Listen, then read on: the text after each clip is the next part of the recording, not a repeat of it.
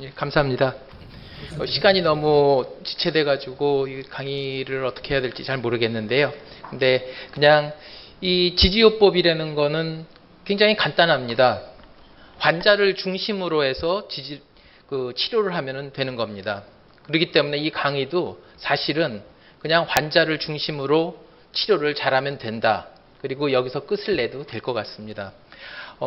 지금 순서는 서포티브 케어가 무엇인지, 그리고 최근에 이 파라다임이 조금 변하고 있습니다. 그리고 제가 하는 그 치료가 사실은 서포티브 케어는 아닌데, 서포티브 케어의 이런 제도가 아직 모자란 우리나라에서는 저희들 같이 요양병원이나 혹은 개인병원이나 이런 분들이 더욱 열심히 하게 되면, 그러면은 제도적으로다가 좀 빠져 있고 불편함을 호소하고 있는 환자들에게 큰 도움을 줄 수 있을 것으로 생각됩니다. 150년 전에 에드워드 트루더라는 의사가 있었습니다. 이분은 그 당시에 항결핵제가 발견되기 전이었는데 이런 말을 했습니다. 의사의 의무는 가끔가다 환자를 좀 완치시키고, 그렇지만 항상 환자를 편안하게 해줘야 된다. 이분이 만든 요양소가 전체 결핵 환자를 미국에서 비교했을 때 월등하게 서바이벌이 좋았습니다. 결국은 우리가 환자를 중심으로 한 케어를 해야 됩니다. 그래서 환자의 건강 문제를 보는 그대로 인식하고 전체 사람의 초점을 맞추며 치료 단위에 간병인을 포함시켜야 됩니다.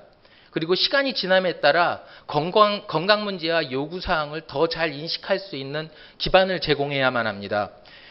그렇기 때문에 이 대학병원 같은 경우에는 사실은 시간도 없고 인력도 없고 하기 때문에 저희와 같이 필드에서 일하는 의사들이 중요한 역할을 할 수가 있습니다. 서포티브 케어라는 것은 사실 이 서포티브 케어를 얘기하기 전에 캔서 서바이벌에는 이런 개념이 있습니다. 암 생존자, 암 극복자, 혹은 암 완치자라는 말도 이렇게 해석을 하는데 암 경험자라는 말을 많이 씁니다. 그전에는 암 치료 후 재발이나 전이의 증거 없이 5년 이상 생존한 사람들만을 대상으로 했었습니다. 그래서 여기 계신 선생님들도 5년이 지나면 암이 완치됐어요, 이렇게 얘기를 하는데 사실은 암이 완치가 되지 않은 겁니다. 다만 암 생존자로, 암 경험자로 남아있는 겁니다. 그래서 미국 NCCS에서는 암 진단 후 생존해 있는 모든 사람뿐만 아니라 그 가족과 친구, 그리고 우리 같은 돌봄 제공자까지 암 경험자라고 합니다. 그래서 여기 계신 선생님들이 환자를 치료하다 보면은 진짜 가슴 아픈 환자들을 치료할 때가 있습니다. 저 같은 경우도 그럴 때 되면은 마치 그 사람의 고통이 나의 고통인 것처럼 느껴지는 경우도 있는데, 그렇기 때문에 저도 역시 암 경험자에 들어갑니다. 그리고 저도 트라우마를 입고, 암 경험자의 건강 문제에 대한 관리는 많은 내용이 있습니다. 대부분의 선생님들, 그리고 서병조 회장님도 아마 저한테 이 서포티브 케어에 대한 강의를 부탁했을 때는 아마 이거에 대한 거를 얘기하신 것 같습니다. 암과 직접 관련되거나 치료 관련 문제, 기타 완화를 필요로 하는 증상. 그렇지만 사실 이런 증상들은 NCCN 가이드라인이나 많은 책들에서 잘 나와 있습니다. 그리고 응급실을 방문하면 또 잘 돼 있고요. 다만 대학에서 못하는 것을 필드에서는 또 다른 방법을 이용해서 치료를 할 수가 있습니다. 그리고 그 이외에도 만성질환이라든지 암에 관련 없이 생긴 급성질환, 정신사회적 문제, 조기검진, 예방접종, 생활습관 개선 등이 있습니다. 특히 여기서 중요한 게 예방접종입니다. 인플루엔자나 폐렴구균, 대상포진 등은 수술이나 항암 치료 전에 환자가 충분한 예방접종을 하고 치료를 시작해야지 나중에 이거를 하려고 그러면 되게 이게 케모세라피 스케줄하고도 안 맞고 환자가 불이익을 받게 됩니다. 이런 일이 왜 생기냐면은 암 생존자들은 암 생존자의 건강관리가 미흡한 이유를 자기가 잘못했다고 생각을 하는데, 우리 의사 선생님들은, 암 전문의들은 자기의 진료 시간이 부족하고 시스템이 미비가 되어 있다고 생각하고 있습니다. 다시 말해서 제도를 탓하는 거죠. 우리가 아직도 그 팔리어티브 케어가 뭔지, 호스피스가 뭔지, 서포티브 케어가 뭔지를 잘 모릅니다. 팔리어티브 케어는 완화 의료인데 삶을 위협하는 질병에 맞닥뜨린 환자와 그 가족들의 통증과 신체, 정신, 영혼의 여러 가지 문제들을 조기에 발견하고 실수 없이 평가하고 치료함으로써 그들의 괴로움을 예방하고 완화시켜주는 것입니다. 조금 전에도 말씀드렸지만 암 환자만을 대상으로 하는 것이 아니라 그 가족도 대상으로 하는 거고, 호스피스는 아마 선생님들이 잘 아실 겁니다. 그렇기 때문에 이 팔리어티브 케어는 엔드 오브 라이프 케어와 터미널 케어를 다 포함하고 있습니다.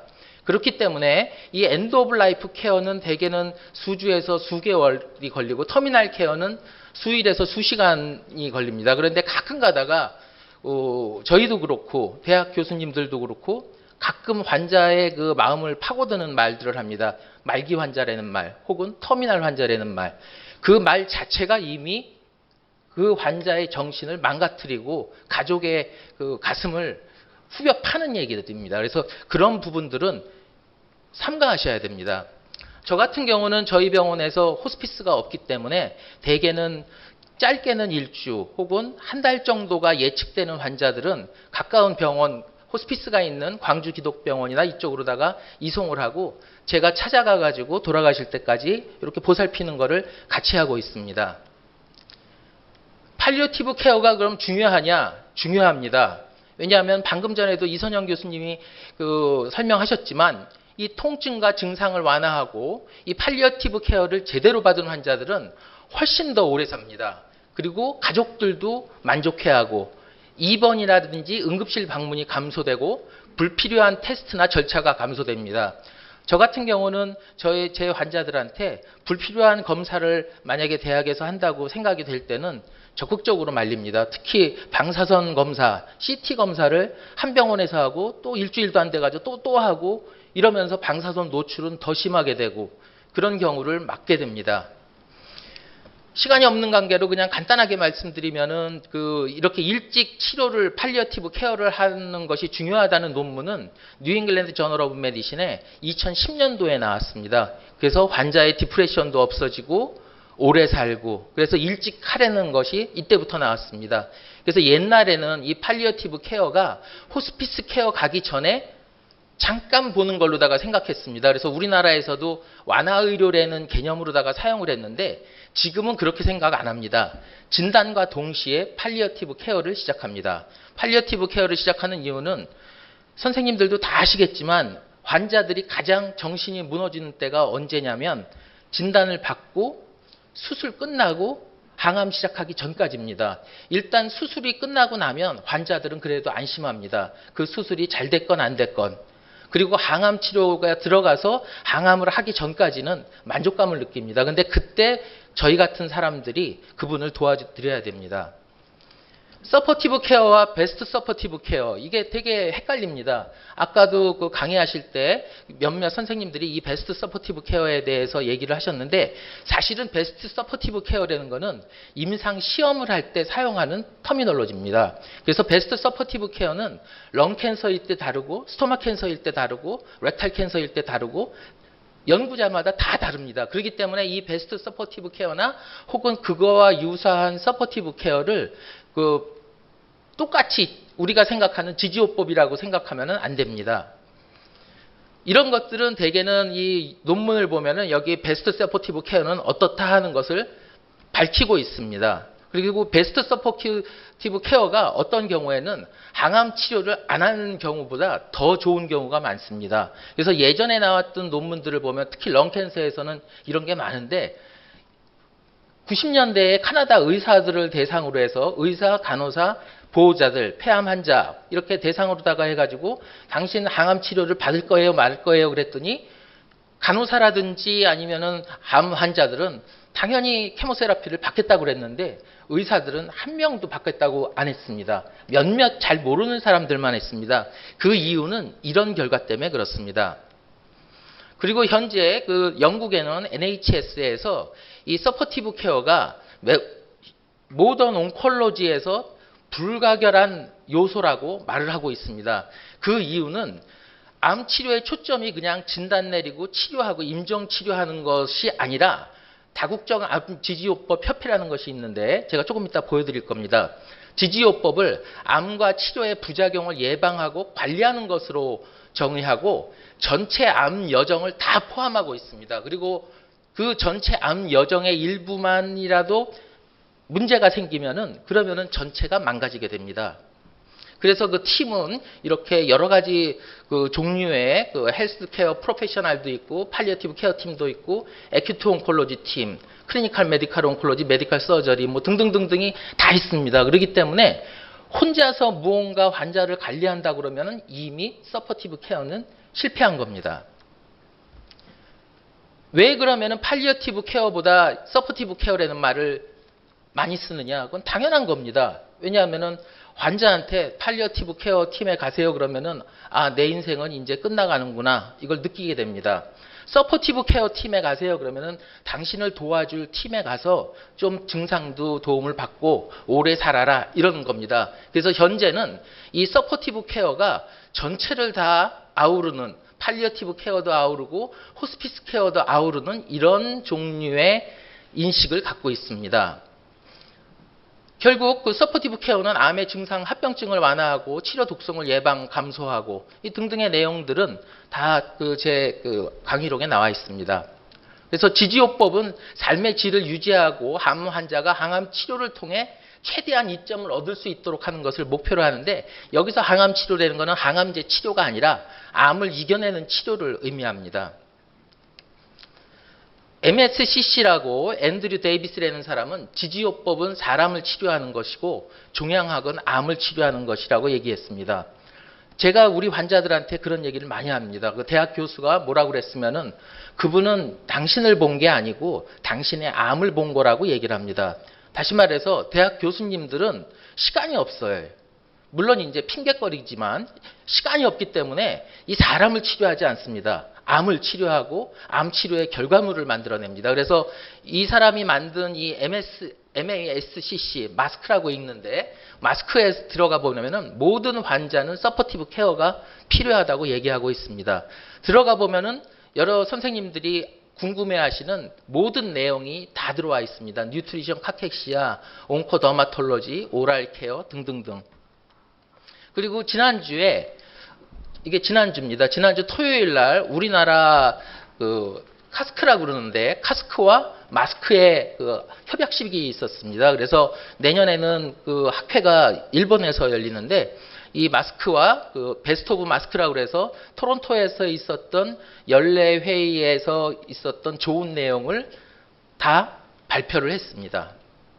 그리고 NCCN 가이드라인에 들어가 보시면 서포티브 케어에서 많은 내용이 나와 있는데 이 NCCN 가이드라인의 문제점은 바로 암을 본다는 것입니다. 사람을 안 보고. 그렇기 때문에 이 마스크가 조금 더 사람을 보려고 노력을 합니다. 다만 이 마스크도 조금 문제가 있는 거가 에비던스 베이스드 메디신을 추종하기 때문에 에비던스가 없는 것은 증거가 부족하다고 생각을 합니다. 그렇지만 저는 그렇게 생각 안 합니다.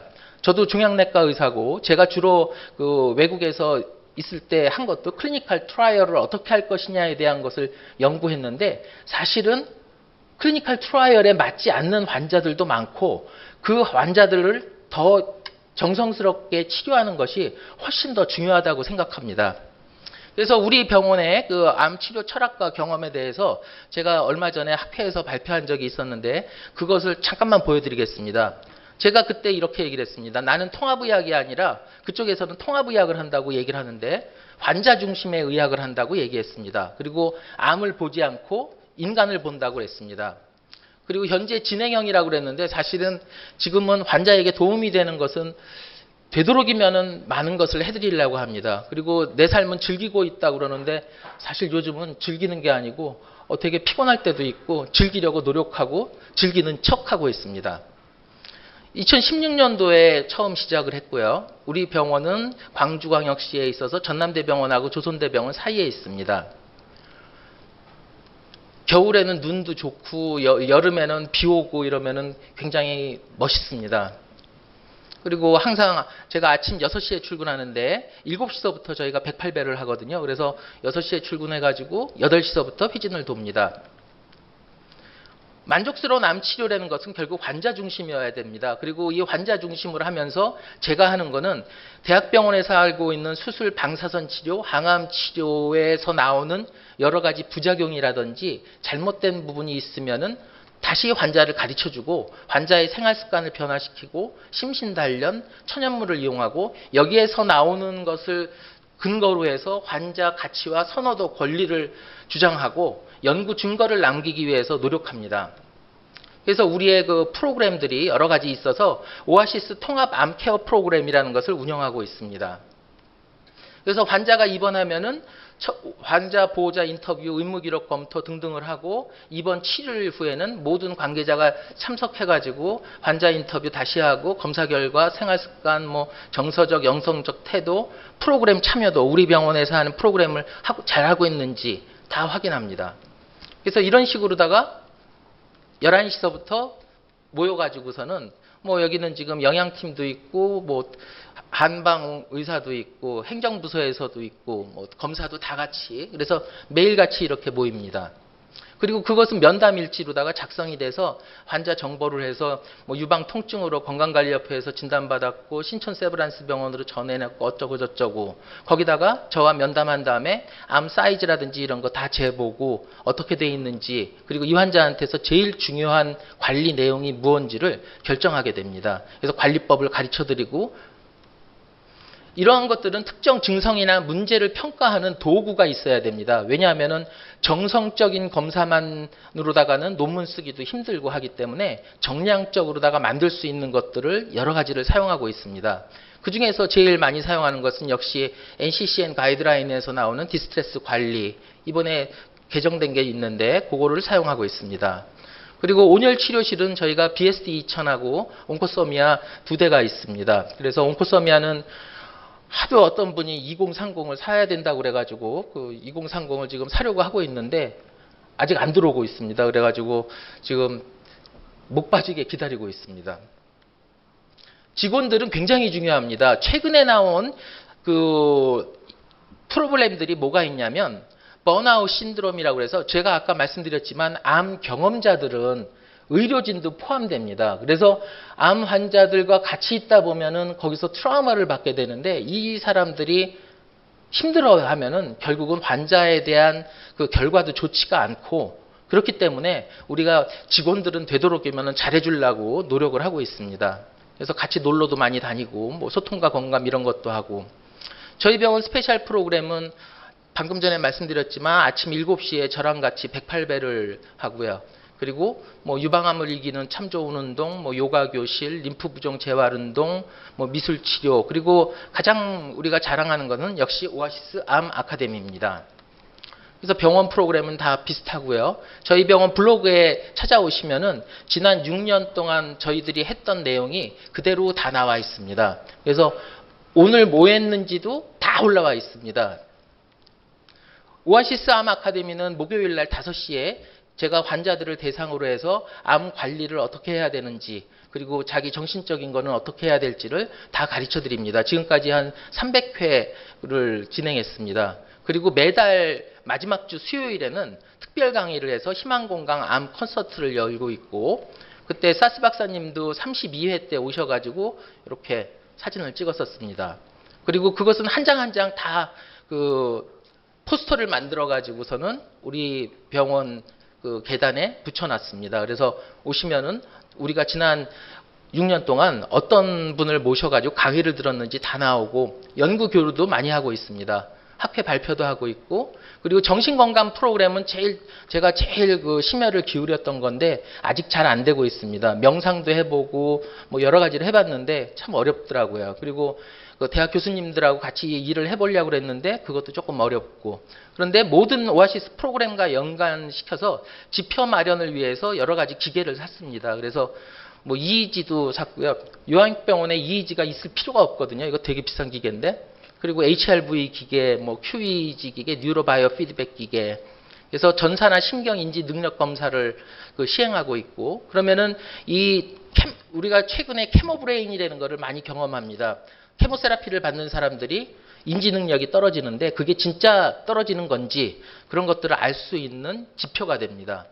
그리고 증례별로다가 잠깐만 보여드리면은 18년 전에 우측난소 재고수를 한 사람인데 손발에 이렇게 다 문제가 생기면은 저희는 여러 가지 우리 염증 약이라든지 로션뿐만이 아니고 이런 것도 합니다. 이런 거는 대개는 그 수소를 만들어내 가지고 염증을 가라앉히는 건데 아주 잘 듣습니다. 그리고 56세 여자인데 자궁근종 좌측 절제술을 했는데 전신 부종하고 손발 저림이 있었고요. 이 환자에서 HRV 검사를 한 다음에 하나씩 이렇게 체크를 해나가면 좋아지다가 이렇게 확 나빠졌습니다. 이 나빠졌을 때는 그 물어보면은 그 방에서 환자들끼리 싸움을 해가지고 정신적으로다가 문제가 생기면은 요 HRV가 이렇게 나빠집니다. 이것도 같은 환자의 그 시기고, 그래서 다시 한번 환자를 인커리지 시켜주고 좀 다독거려주고 뭐 정신적으로다가 여러 가지 그 치료를 합니다. 59세 여자는 그 흉선암이었었는데 히스플라틴을 포함했고 신경병증 통증이 있었을 때 우리 오아시스 보조제 닥터 오아시스 에센셜이라는 게 있는데 그걸 사용하고 여러 가지 약들 외에도 여기 갈릴레오 기계 그리고 페인 스크램블러 그리고 침도 맞습니다. 이거는 그냥 넘어가겠습니다. 51세 여자 환자고 그 유방암 치료 받았는데 수면장애, 열감, 발한, 전신 부종이 있어가지고 다른 안 요양병원에서 치료를 했는데 잘 아시겠지만 대학 교수님들이 요양병원 보기를 아주 낮게 보거든요. 그리고 그 이유는 그 요양병원에 계신 선생님들께서 아무 생각 없이 모든 약들을 그냥 때려 붓기 때문에 그렇다고 저는 생각합니다. 고민을 해야 되는데 고민을 안 하니까 이게 문제가 생깁니다. 그래서 이분은 오셔가지고서는 EEG를 했는데 하이 베타 에어리어에 굉장히 좋지 않은 것들이 나와 있었고, 그래서 환자분의 전체적인 대변 검사라든지 아니면 호르몬 검사를 다 해가지고서는 먹는 것서부터 바꾸기 시작을 했습니다.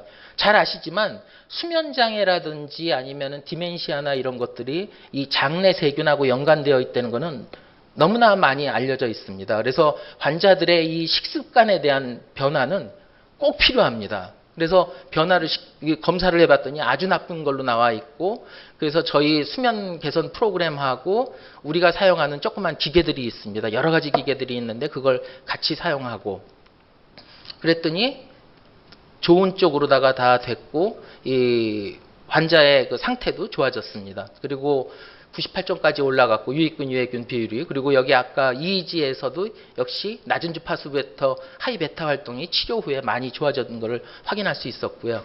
63세 여자인데 폐암이라서 지오트립을 복용하는데 가려움증, 피부 발진, 전신 부종이 나타났습니다. 잘 아시지만 대학에서는 이거 스테로이드 말고는 없습니다.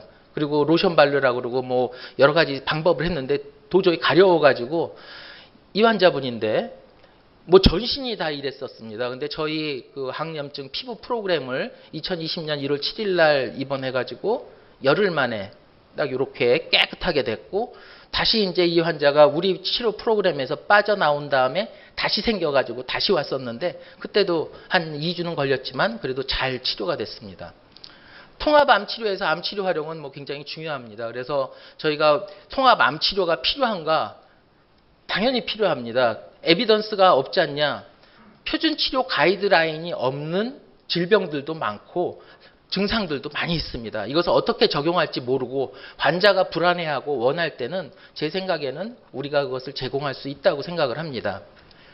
그래서 환자를 잘 관찰하고 환자랑 의논하고 그러면서 환자에게 무언가 치료를 해주면 만족도도 높아집니다. 그런데 그게 언제 이루어지냐면은 온코서미아 할 때가 제일 좋습니다. 왜냐하면 와가지고 기다리고, 그리고 저희는 온코서미아를 하기 전에 미리 치료를 하는 것들이 몇 가지가 있거든요. 그리고 끝나면은 다시 또 우리가 주는 음료수가 있고 다시 산소통으로 들어가고 기타 등등, 그러면서 환자와 증상을 의논하고 굉장히 좋은 겁니다. 특히 중요한 거는 주치의사와의 협업입니다. 지난번에도 제가 한번 보여드렸는지 모르는데 그 환자는 3번 선행항암을 하기 때문에 3번 항암제를 쓴 다음에 CT를 찍었어요. 그랬는데 CT에서 확 줄어들었어요. 그러니까 아, 이거는 항암제가 잘 듣는다 이렇게 생각을 하고서는 똑같은 항암제를 4번째도 계속 6번을 쓰려고 했어요. 근데 저희가 온열 치료를 하면서 계속 사진을 찍고 사이즈를 재보는데 3번 끝나고 나서 다시 크기 시작을 한 거예요. 근데 만약에 이때 우리가 이것을 멈추지 않으면은 그 병원에서는 계속해가지고 항암 치료를 합니다. 환자를 볼 시간이 없거든요. 항암 치료가 들어가면. 그렇기 때문에 제가 이제 이분은 삼성서울병원 저긴데 교수님, 제가 아는 교수님이라서 뭐 그래도 괜찮았는데 환자 역에 대해서 소견서 보내드린다. 이렇게 되고서는 종양감사는 관찰되지 않았고 시간이 지나면서 오히려 커지는 느낌이다. 그래서 송구스럽지만 항암제를 바꿔야 될 것 같다.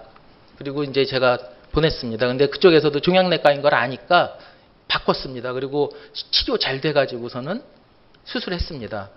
방사성 검사 결과가 아닌 것 옆에서 이렇게 환자를 잘 보는 것은 너무너무 중요합니다.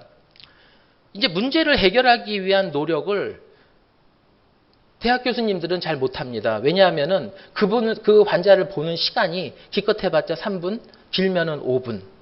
입원했을 때 잠깐. 근데 우리 같이 요양병원을 하거나 아니면 개인병원을 하시는 분들은 매일같이 환자를 볼 수가 있기 때문에 그분의 문제가 뭔지를 쉽게 파악할 수가 있습니다. 이분은 57세 여자인데 스테이지 3B 난소암 환자였고 개복하고 수술하고 항암 치료까지 다 했는데 15개월 후서부터 종양 표지자가 올라가기 시작을 했습니다. 5.64였다가 7.2, 29, 37, 45.8. 근데 MRI, PET, CT를 찍어도 다 정상이에요. 논문을 찾아보시면 아실 겁니다. CEA가 올라가는 환자에서 그 올라가는 그 속도나 이런 거가 CT에서 따라가지를 못하는 경우가 많습니다. 눈에 보일 때는 이미 늦는 경우도 많고, 그리고 어떤 경우에는 CEA가 그렇게 올라가 있으면서 나중에 전신적으로 확 퍼지면서 발견되는 경우가 있기 때문에 저희가 이제 결국은 우리의 치료를 시작을 했습니다. 이때는 항암 치료를 한 거가 아니고 저희 프로토콜을 사용한 겁니다. 항암 치료 없이 프로토콜을 사용하고 온열 치료 같이 하고, 그러면서 8.08까지 떨어졌습니다. 2021년 4월 12일이었었는데 2021년 4월 달에 이렇게 8.0이 되고서는 환자가 터벅터벅 대학병원을 방문하니까 대학병원에서는 CT하고 MRI 찍고 CA 125가 6.65니까 이 사람이 딱 이때가 2년 되던 때였거든요. 2년이 되던 때니까 그분들 입장에서는 드디어 이제 검사는 6개월 후 아무것도 안 해도 된다. 그러니까 이제 환자분은 우리 치료도 중단하고 온열 치료, 요때 딱 온열 치료를 딱 중단하고 면책이 걸려가지고 온열 치료 중단하고 다른 외래로다가 와서 항산화제라든가 뭐 이런 것들만 주사를 맞고 갔는데, 저도 사실은 저희 병원에는 저 말고 다른 의사가 있는데 그 다른 의사 선생님이 이 환자를 그냥 대학에서는 다 괜찮다고 그러니까 그냥 놔뒀습니다. 그리고서는 딱 7개월 만에 1414로다가 올라갔습니다. 제가 이걸 논문을 준비 중인데, 이거는 왜 논문을 준비 중이냐면은 우리가 여기서 바꿨던 레지멘은 딱 한 가지밖에 없습니다. 온열 치료 하나밖에 없습니다. 그리고 다시 치료를 하면서 지금 45까지 떨어졌는데, 최근에 그 캔서에 대한 개념 중에서 캔서 이볼루션이라는 거를 잘 아실 겁니다. 다시 말해서 하나의 암세포가 여러 개로다가 분화가 되고 그 분화된 애들이 딴 데로다가 옮겨가고 항암제를 맞고 온열 치료를 하고 이러면은 얘네들은 완전히 다른 암으로 다시 태어납니다. 완전히 다른 암으로 다시 태어나가지고서는 우리를 공격할 때는 무슨 치료를 해도 잘 안 듣는 경우가 많기 때문에 이 치료는 처음에 할 때 잘해야 됩니다. 저는 개인적으로다가 1기, 2기 환자들한테는 그렇게 적극적인 치료를 안 권합니다. 물론 판크레아틱 캔서는 좀 다르고 몇몇 오바리안 캔서도 그렇고 무서운 암들, 그리고 조직검사 결과지를 봤을 때 디퍼런시에이션이 나쁜 암들은 되게 적극적으로 권하는데 3, 4기에 들어가 있다 이런 암들은 저는 무조건 통합암 치료를 해야 된다고 생각합니다. 아까 오 교수님이 보여주셨던, 그리고 서병조 교수님도 잘 알지만 저랑 같이 백병원에 같이 있었을 때 우리가 거의 매일 일주일마다 한 번씩 환자 케이스 리뷰를 했고, 그리고 진행암에서도 선행항암을 하고 위암에 환자 치료한 것도 많습니다. 그리고 서병조 교수님이 거기에 대한 논문도 썼고요. 케이스 리포트도 썼고. 그렇기 때문에 이런 부분들은 굉장히 조심스럽게 접근해야 된다고 생각합니다. 이 케이스에서 배운 건 뭐냐? 온열 치료, 우리 통합암 치료 프로그램이 잘 작동하고 있다. 그런데 제가 잘못한 거죠. 표준 치료하고 있는 선생님과의 협업이 불충분했고 제가 그 사람한테 충분하게 설명을 안 했기 때문에 저 환자는 6개월의 시간을 놓친 겁니다. 그렇기 때문에 선생님들이 비록 그 개인 병원이나 혹은 요양병원에 계시더라도 저는 환자들을 잘 보시면서 관찰하고 이런 정보를 제공한다 그러면은 굉장히 중요한 역할을 하실 수 있을 거라고 생각합니다.